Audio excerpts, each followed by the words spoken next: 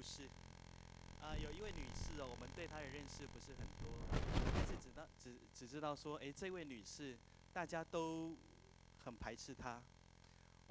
她的事情哦，常常被邻居拿来说长道短啊，邻居就讲她有的没的，好，然后常常就讲她说，哎呦你又换男朋友了啊，怎么还没结婚啊？几岁了？30岁了还没结婚，哦。然后呢，她哦也长得漂亮，哦也是长得漂亮，哦所以呢，追求她的男生很多，她男朋友换过一个又一个，可是呢，却发现说这些男人哦，都只是想要怎么样，想要她的身体啊，想要玩弄她，没有一个人想对她负责。最后呢，她跟一个男人在一起，这个男人有个特质，哇，成熟、稳重，收入又高。哦，虽然可能跟我一样有了尾鱼肚了哈，可能有光头了哈，可是她觉得哇，这个男人不错。可是很可惜呀，这个男人怎么样？有老婆，有小孩啦，所以他现在是当人家的什么？小三啊！现在当人家小三，你讨不讨厌小三？啊，不喜欢，可恶，对不对哈？小三最可恶了，这样子哈。那大家就讨厌他啦，在他的那个时代背景，在他的环境里面，大家非常讨厌他。他只要一出门，大家就盯着他看，然后要看他要去哪个男人家里，就一直盯着他看。如果是你，舒不舒服？你喜欢那种你只要你走出场，大家就一直看你的感觉吗？好，除非你是谁？你是周杰伦，你是林志玲，好，你享受在那种掌声、那种目光当中。可惜不是啊，可惜不是。大家只要看到他，就想说你要去做什么坏事了，你又要去跟哪个男人鬼混的哈？那个时候大家就这样看他，他很难过啊。所以呢，你知道人都有一些基本的生理需求。你可能中午肚子饿了，你要怎么办？你要去吃饭，对不对？然后呢，如果你口渴了，你要去提水，对不对？这个小姐就是啦，她出门的时候呢，偏偏就是趁人家午睡的时候出门。奇怪了呢，早上起来8点9点做事情不是很好吗？不对，她出来做事情都是中午12点。为什么？中午12点大家都在吃午餐，都在看电视、看新闻、看报纸，都在聊天或者在午休，他就偏偏趁这个时间出来啦。他就提着他的水篮要出来打水了哈。谢谢太漂亮了，他就要来打水啦啊。那你知道在古代的社会啊，那个水不是像现在一样呢，你投10块钱就给你漏20公升出来。对不对？以前的不是这样子啊，以前的人你要去水井边打水啊，所以呢，他就中午12点的时候，大家都在吃午餐、都在睡觉的时候，他要出来打水。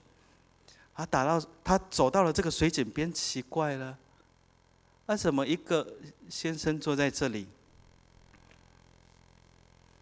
这个先生哪里不好坐？就坐在水井上面。奇怪呢。那个一片土地那么大，那边还有石头可以坐，那边有树下可以乘凉，你不去，你坐在人家井边干嘛嘛？当然，他坐在井边有他的理由嘛。这个先生呢，因为他的同伴去买便当去买午餐了然后呢，其实他的同伴说实话都是迷糊蛋都迷糊蛋啊。所以呢，我在想说，这个先生是不是担心说，哎呀，那些同伴去买了便当回来，不知道要到哪里去找他这个先生就说，哎呀，这个井这口井很有名我坐在这边等你们哈。中午12点太阳在晒，口不口渴？如果那个时候有一杯鲜茶道多好，对不对？可惜那个时候没有卖鲜茶道，他就坐在那边晒太阳太阳好大，流汗越晒越渴。然后呢，肚子饿你知道，这个先生他可能刚刚走好几十公里的路，走到这个地方来，热，他超捷径。为什么？因为他是南部的人，他跟北部的人不合那个时候南部跟北部的人不合所以呢，这些南部人他们要经过北部的时候，就故意绕很大的路就不喜欢他们，就故意绕很大的路。就像你可能有一个仇人哦，你不想要经过他的面前，你就绕路过去，就是那种感觉一样。他们这一行人就没有绕路，就直接走过去，显然在赶路哈。那到这个地方的时候，中午12点，又渴又饿啊，受不了。这个时候呢，这个小姐就过来了，她想说：这时间真好，没有人看到我。你是谁？你坐在那边干嘛？其实看穿着、看听口音就知道了。那穿着不一样这北部人的穿着跟南部人不一样不一样。像我以前去北部读书的时候，人家一眼就看出来我是南部来的你看北部来的下来东港玩，下来垦丁玩的，知不知道？一眼看你就知道。对，那穿着、那打扮、那讲话都不一样那个买东西都去哪里买？都去排队的地方买我们去不去排队？在地人排不排队？不排队的嘛。你们排你们的队，我吃我们的美食，我才不跟你们讲美食在哪里嘞。这个北部人来看看到这个南部人，他其实心里不太开心。为什么？因为这里算是北部人的地方啦。然后呢，他中午出来打水有一个原因，因为人家看到他就要笑他。其实他心中很苦闷很苦闷他就来到这里就说了：“哎呀，先生，你在这边干嘛嘞？”这先生呢也很不客气我想要喝水。你想要喝水？那你打水的东西在哪里？你喝他没有打水的东西嘛。这先生没有打水的东西那就说：“拜托也不是说拜托，请你打水给我喝好不好？”他心里就不太开心了。他心里就不太开心了。你一个南部人，你来要求我北部人打水给你喝，你不是都看不起我们吗？其实有一个重要的原因南部人常常看北部人是杂种。混血的杂种，那时候是这样看在他们的国家风俗民情里面是这样不是讲台湾那在这个过程当中呢，你想这个妇女这个女士我们给她一个名字好了，好不好？叫阿朱好不好？有没有人叫阿朱有叫阿朱我就不要这个名字有没有？有叫阿朱举手？没有没有人叫阿朱我就叫她叫阿朱这阿朱就心里就很。是不是真的有阿朱春娇有无？阿娇好叫阿娇阿娇阿娇他就这心里就不太舒服，你知道吗？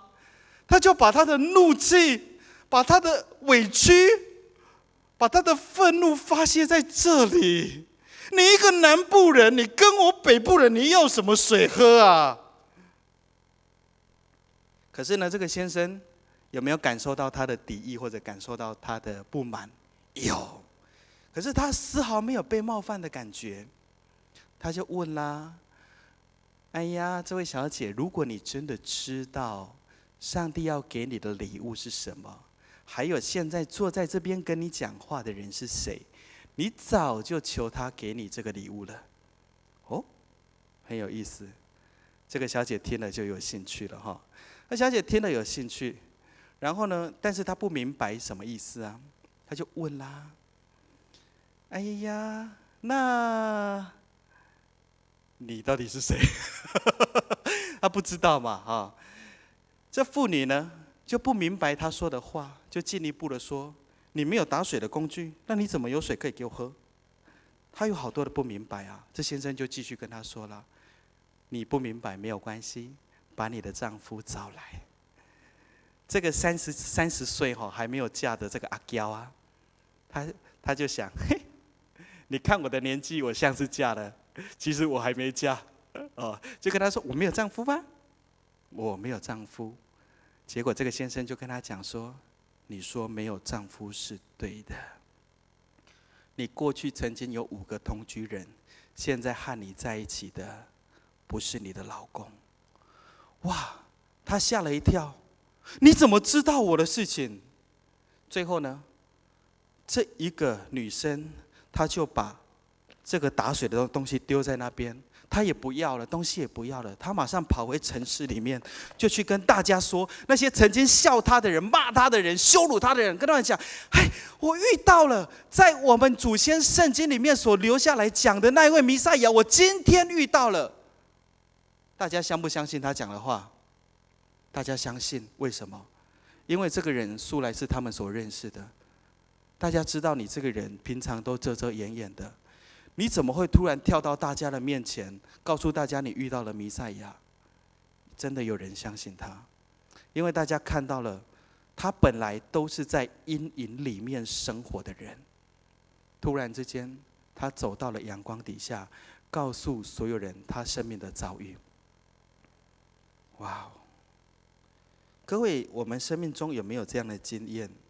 你可能做了一些很糟糕的事情，你觉得上帝不会原谅你，你觉得牧师可能不会原谅你，你觉得你的家人不会原谅你，你觉得你的朋友不会原谅你，所以你躲在黑暗里面很长的一段时间，你不晓得你的人生到底有没有出路，你很多的时候你都遮遮掩掩、躲躲藏藏、偷偷摸摸的过你的生活。有没有这样的人？哇，我还真的有遇过。我们教会前几个月就在服侍这样的一个家庭，他真的状况几乎就是跟这里讲的非常的像。他出门买东西都要绕路的。他有3个孩子，3个孩子都是不同的爸爸。哇，这是真实在我们的社会里面发生的事情哦。所以撒玛利亚的妇人，我们今天看到的故事，它是真的存在的，它真的存在的哈。那我们呢？刚刚大家听的这个部分就是我们现在在东港那边做的一件事情，叫做故事布道法。我们会把圣经的故事变成很生活化，然后跟居民的那种生活经验有所连结的一个方式去讲述。那不知不觉人家就把圣经听完了，我不知不觉别人就听到了耶稣钉十字架的故事，从耶稣降生听到耶稣钉十字架的故事哈。那跟各位分享一下。回头过来，我们要来处理一些解经的问题。这个故事它发生在叙加这个小城市。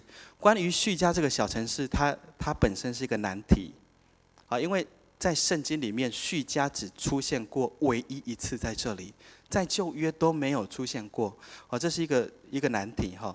那圣经学者认为叙加这个字呢，它原本是古亚兰文，古代的亚兰文发音是一座叫做示剑的城市大家对示剑就比较熟悉了嘛哈，就是这座示剑的城市的名称。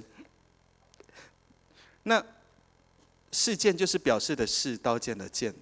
示剑跟犹太人的渊源很深有3件重要的事情，你可以稍微记录一下。第一件事情是雅各井，这里有个雅各井，为什么会有雅各井？因为雅各曾经在这边住过就是撒玛利亚妇人的祖先，也是耶稣的祖先这个很重要的人物雅各后来被改名字改成以色列，上帝把他改名改成以色列的这一位雅各，他曾经在这边住过。他跟示剑的原住民买了一块地这个地呢就是在示剑城的东方买了一个地，他跟他的孩子住在这里，然后呢在这里盖了房子，凿了水井，所以大家都知道这一口井是他们的祖先雅各所凿的井。可是呢，你就想啦，城里面示剑城里面有没有井水？有，对不对？有没有人会故意跑到城外，跑了很远，大太阳12点的时候跑出来提水，跑到城外提水？没有人，只有他一个人。这位妇女阿娇只有她一个人会做这样的事情那接着第2件事情，这里有一个墓叫做约瑟墓第一个是雅各井，第2个是约瑟墓雅各有一个儿子叫做约瑟。约瑟就是过去我们曾经熟悉他在埃及当宰相的这个约瑟在雅各临终的时候呢，他把这个地分给了他的儿子约瑟，所以呢约瑟呢就在他死后430年，以色列人重新回归到迦南地的这个示剑城附近的时候，就把约瑟安葬在这块地上面，因为这块地是在430年以前由雅各分给约瑟的，就是约瑟的属地。虽然他活着的时候没有看到，可是他死的时候、临终的时候，曾经交代所有的以色列人：我以后我的尸体要帮我运回我父亲给我的这块土地上面。好，这记载在创世纪48章22节，跟约书亚记20章32节的地方。然后必须要知道的第3件事情是祝福和咒诅。这里有2座山，一座叫做基利心山，一座山叫以巴路山。这2座山有什么特别的地方呢？这2座山刚好就是围成了一个隘口，中间有一条走道，走道的出口就是示剑城。然后呢，一边是基利心山，一边是以巴路山。以色列人要进这个迦南地的时候呢，上帝曾经吩咐他们要做一件事情。一边你在基利心山，一边的一半的人你在以巴路山，你们分别在2座山头，一边宣告祝福，一边宣告咒诅。那意思就是说，今天上帝把所有应该要做的事情和不可以做的事情都写成了律法，告诉了你们，你们已经不能够再跟上帝说：上帝我不懂。你们已经不能够再跟上帝说：上帝啊，你好难懂，我不懂你呀。不能这样讲了，因为所有的事情都已经写成文字放在这边。那今天如果你们遵行上帝的话语，上帝的祝福就在你们的身上。这些过去你们不曾有的额外的部分，上帝要加给你们。可是如果今天你们不听，这些祝福被抽走了以后，剩下的就是什么？就是咒诅。剩下咒诅在这边。所以呢，当时候所有的以色列人，由约书亚所带领进入埃及，过了这个隘口，在这个隘口的时候，一边是基利心山，一边是以巴路山，前面是示剑，所以这是一个非常重要的地方。有3件事件在这里发生，第一个是雅各井，第二个是约瑟墓，第3个是宣告祝福和咒诅的地方。这个宣告祝福和咒诅在约书亚记第8章。那首先我们先知道关于叙加这个地方的一个状况，和他过去千百年来所发生的一些重要的事件。那我们先从耶稣的角度来看这样的一件事情。今天耶稣就是这位坐在井边的先生啊。这坐在井边的先生，可能这个撒玛利亚人当然也不知道他叫什么名字，就觉得你这个就是一个大概30岁、30来岁的一个年轻人看起来蛮斯文的看应该是个老师他们那个时候称老师叫做拉比就是一个老师，穿着就是像一个老师，或者说一个大学教授的样子啦一个穿着就像一个老师这样子。那这个耶稣坐在那边。这个时间是刚好吗？刚刚好遇到这个撒玛利亚妇人阿娇吗？是刚刚好遇到吗？其实我不这么认为在我的看法里面，这个时间、这个相遇是上帝所设计的。他们走到那个地方，刚好将近12点。那耶稣呢，就让他的学生去到城里面去做一些采购，然后买一些的食物的一个动作。那就在这个过程当中，耶稣独自一个人坐在这里，干嘛？晒太阳。坐在这里晒太阳，不好受如果你知道，在他们的那个国家，其实他们的气温可以超过40度以上。你在那个气温，然后坐在大太阳底下，那又有风沙，那时候那地方风沙很多那太阳可以把你的皮肤晒裂，然后风沙沙子会卡进去你那个皲裂的皮肤缝隙，多痛苦啊！所以他们要不断的去用油去保养身体皮肤，避免这个皮肤干裂。所以我们想，我们晒太阳可能很简单但是耶稣坐在那边，可能坐了不少时间，在等这个撒玛利亚妇人走过来。我不认为这个是巧合，我的看法是，耶稣在等你。耶稣在等你。很多时候，我们已经觉得自己错过了生命中那种关键的时间点。很多时候，我们都会觉得很扼腕啊！上帝啊，如果你让我时间倒转再来一次，我绝对不会做那个选择。可是你会发现，说我们的人生不断的会遇到这样的事情，会让我们懊悔，会让我们后悔的事情。如果今天我们会后悔，这还是一件好事。可是如果今天我们铁石心肠了，我们认为这所有一切都不重要了，我就去做让我快乐的事情吧，那才真的糟糕。所以如果你还会懊悔，你还会后悔的时候，代表着一件事情，就是耶稣在等你。耶稣在等你，就像这个撒玛利亚妇人一样的一个处境。第二件事情，我们必须要知道的，从耶稣的角度来看，耶稣有一份礼物要给你，恩赐，它也可以翻译成礼物。那这个礼物是谁给你的？上帝给你的礼物。别人送你礼物，你要不要花钱跟他买这个礼物？不用，礼物是白白得来的。那这个白白得来的礼物究竟是什么呢？耶稣在这个场合看见这个撒玛利亚妇人，告诉他，上帝有一个礼物要给你，或者和合本圣经翻译作神的恩赐。上帝有一个礼物要给你。这个礼物不是要给我的，谢谢。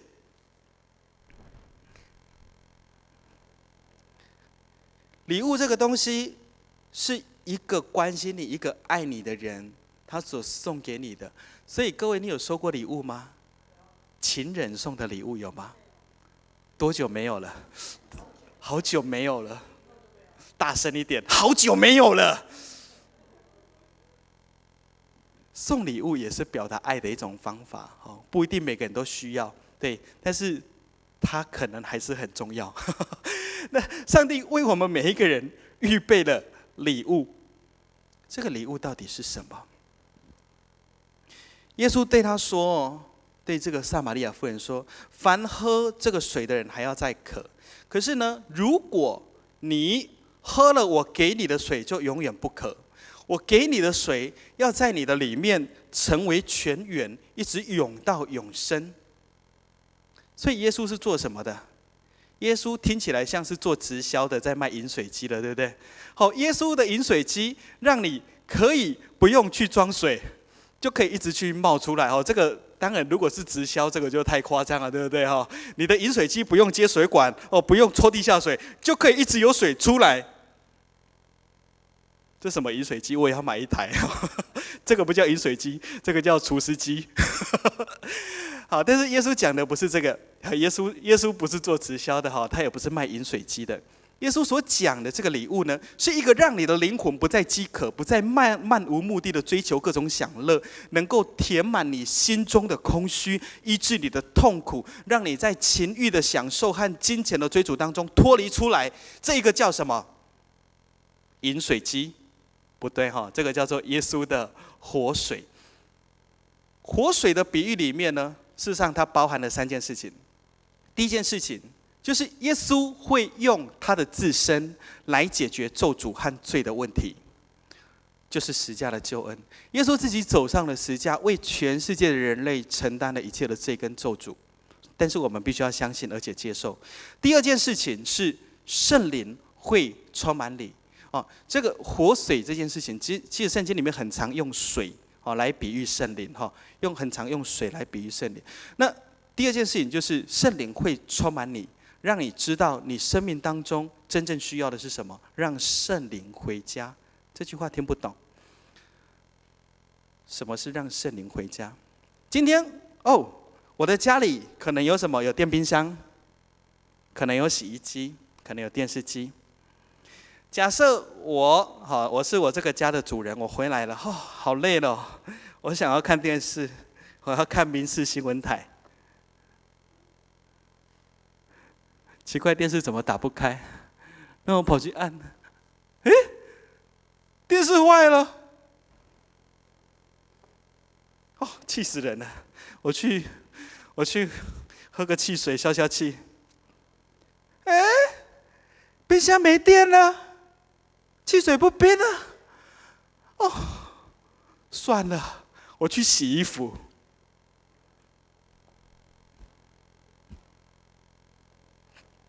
洗衣机不转了，坏了！你生不生气？你想说我去洗个热水澡好了，结果水龙头一打开，5分钟、10分钟、20分钟，怎么还是冷水？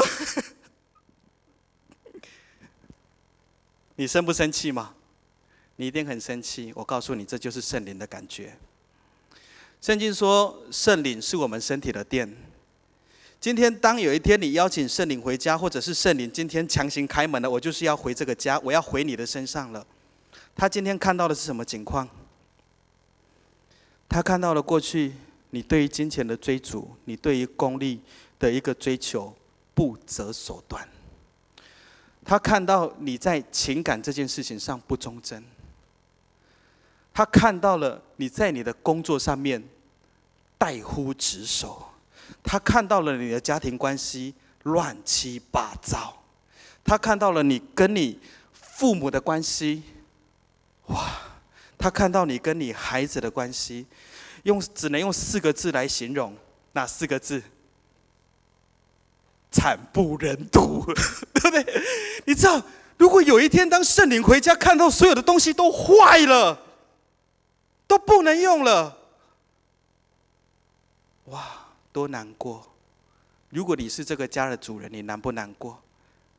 你连电灯都打不开，因为电费没有缴；水龙头打开没有水，因为水费没有缴。我今天不是在说你没有能力缴钱这件事情，我今天是在说我们自己把我们的身体、把我们的人生、把我们的人际关系搞得一塌糊涂。其实很多时候我们在这样的处境里面，所以当我们走进教会，我们开口呼求圣灵，我特别对基督徒说，我们呼求圣灵，圣灵，圣灵，求你充满我，求你降临的时候，我们必须得想想，今天假设圣灵听我们的祷告，真的降临了，充满我们的圣灵回家了，他看到的情况是怎么样？惨不忍睹，对不对？所以我们基督徒一定要谨慎，自己的言行举止，必须要谨慎。那再来第3个部分，上帝会和你恢复关系，你会成为上帝的儿女。所以关于活水的比喻里面，它有3个层次的动作。第一个是耶稣为你解决罪跟咒诅的问题；第二个是圣灵要回家。我们身体是圣灵的殿，圣灵会充满你。第3个部分，上帝会和你恢复关系，你会成为上帝的儿女。所以各位记得活水的比喻的3个层次。那从耶稣的角度来看，第3件事情，耶稣认识你，而且他不讨厌你。耶稣认识你，而且他不讨厌你。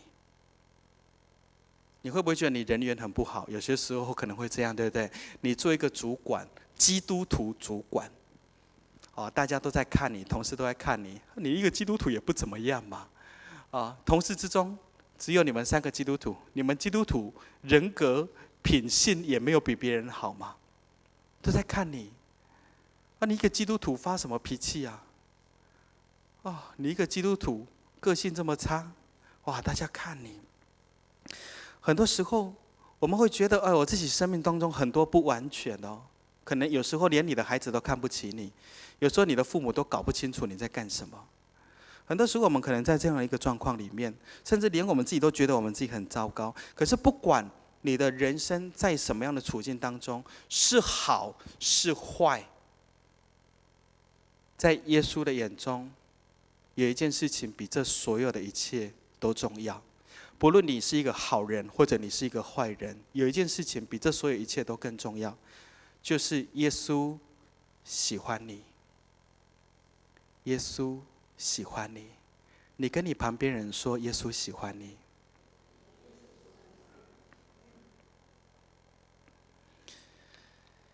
耶稣知道撒玛利亚妇人所有的一切事情，耶稣直接讲了出来哦。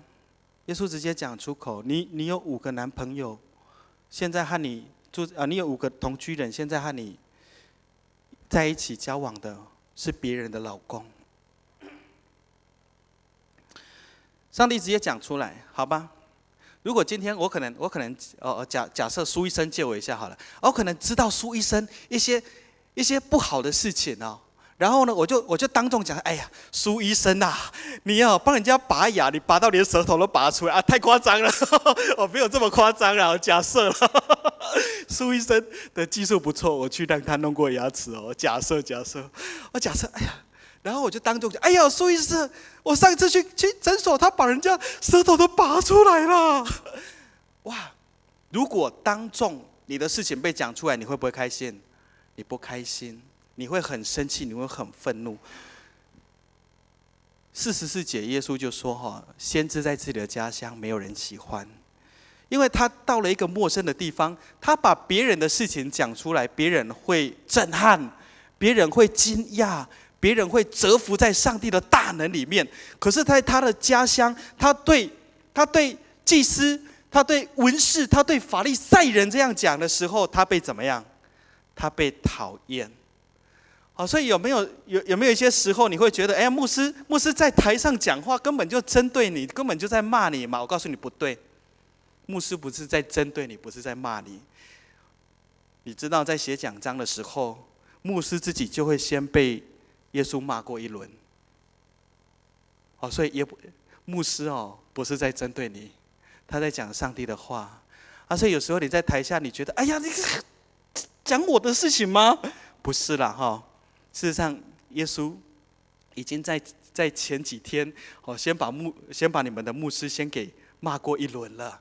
所以有时候你讲到觉得你心被扎，这是好的事情，因为圣灵在对你说话，在告诉你一些事情。你要用柔软的心，不要想说，哎呀，牧师又要骂我了，不要这样子想哈。那耶稣的状况就是说，他在自己的家乡没有人尊重，可是他在那个现场告诉别人，也包括连这个撒玛利亚妇人，他附近周遭的出殡逃会，耶稣都去了。因为那些人拜托耶稣，你一定要来，你让我们知道你究竟怎么样改变这一个人的，让我们知道你身上这个弥赛亚的身份到底是不是真的，拜托你。所以后来这些撒玛利亚人拜托耶稣进去。可是这是一个很大的矛盾，因为犹太人他们不跟撒玛利亚人来往，南方的人不跟北方的人来往，因为看不起他们，认为他们已经混种了，血统不纯了，你们已经不是我们自己的人了。但是呢，当耶稣把他问题指出来的时候，他愿意用一个柔软的心来调整改变自己的生命。我们再用这个妇女的角度来看，一样也是3个部分。11节的地方提到，就是说，先生，你没有打水的工具，井又深，你从哪里打到这些活水呀？工具。所以显然，这个妇女第一个注意到的是什么？物质上的比较。我有工具，可是你没有。好，物质上的一个部分。所以这也给我们信仰一个提醒。我们不要注重物质的需求超过灵性的需要。不要注重物质的需求超过灵性的需要。那第2个部分呢？12节，我们的祖宗雅各把这个井留给我们，他自己和儿子并畜生也都喝这井里的水，难道你比他还大吗？这句话里面的概念呢非常复杂哈。他想到说，你怎么可能比雅各还伟大？其实他每一次从事件城里走了出来，要来到这颗水井打水的时候，他心里是有期待的。这口井是我的祖先雅各所挖的井。虽然南方人、犹太人他们看不起我们、讨厌我们，可是当我在喝这口井的时候，我很清楚的知道，这口井联系了上下千年之间的关系。我在喝这个水的时候，我跟我的祖先雅各连结，我也透过雅各跟亚伯拉罕连结，我也透过亚伯拉罕跟上帝连结，所以他出来指定要喝雅各井的井水，里面有一个属灵的含义，有一个属灵的含义在那里哦。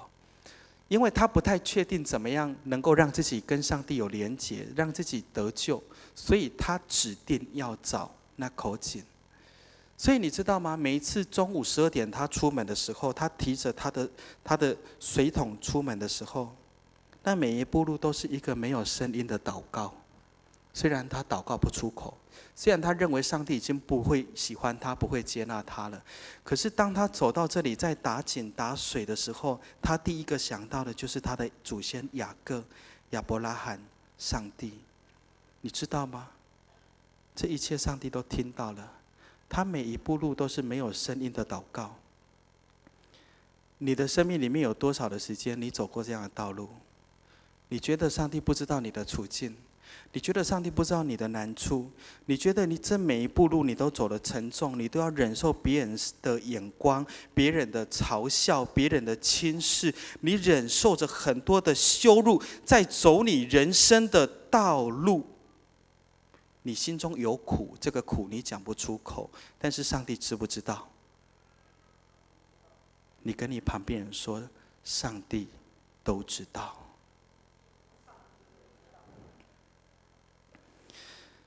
他的目光，撒玛利亚人的目光，妇人的目光，一直停留在这个英雄式人物的身上。可是呢，耶稣却让他知道一件事情：今天在这里有一位真的比雅各更大的，就是你们在圣经上读到的弥赛亚，他现在就在你的面前。现代的教会有一个潮流，跟随英雄式的人物。哇，出现了一个好棒的牧师，我们要跟随他，我们冲啊，复兴啊！哦，现在教会很流行这样，对不对？我带过千人教会，这些我都非常熟悉，我非常懂哈。那可是我们会发现说，这些大型教会都是怎么样？大起大落。今天牧者啊，有个软弱啊，跌倒啦，弟兄姐妹1000人里面大概跑了个300人，今天我们教会小啊，牧者软弱啦，牧者跌倒啦，我们教会可能100人，可能就走掉了20人，走掉30人，走掉40人，哇！千万不要看英雄，你来教会不是要看英雄，没那么好看。说真的，告诉你，连牧师的家庭会不会吵架？会啊。牧师会不会被他的老婆骂到一文不值？会啊。牧师会不会被他的儿子看不起？牧师会不会工作上有挫折？都会。牧师不是就跟你一样而已吗？差别只是在哪里？差别只是一个坐着，一个站着，就差这么多而已啦。真的，不要看牧师，看耶稣。不要让牧师成为你生命中那个很重要的带领。当然牧师重要，但是耶稣更重要。第3个部分，撒玛利亚妇人就跟这个耶稣说：“先生，请把水赐给我，叫我不渴，也不用来这么远打水。”其实这句话的背后，他有一些期待。他其实不懂，可是他要。不懂的东西，他觉得很神秘的东西，他想要。在现在教会里面，会不会追求这个东西？也会，神秘主义，对不对？哇，你有一些很神奇的东西，我也想要。我强调，我不是反对圣灵工作，我相信有方言，我相信神迹医治，我相信奉主耶稣的名可以赶鬼，这些我都相信。我相信圣灵充满人的时候，人会有不同的反应。可是我们不要被神秘主义的信仰所吸引。后面还有3个部分。可是我们今天时间上不够了，大家有想听吗？真的吗？真的吗？可是我觉得背后有眼睛在看我。最好笑的来了，门徒的3个看法。这12个学生回来了，他们去城里逛街采买吃午餐回来了。换作现在的讲法是怎么样？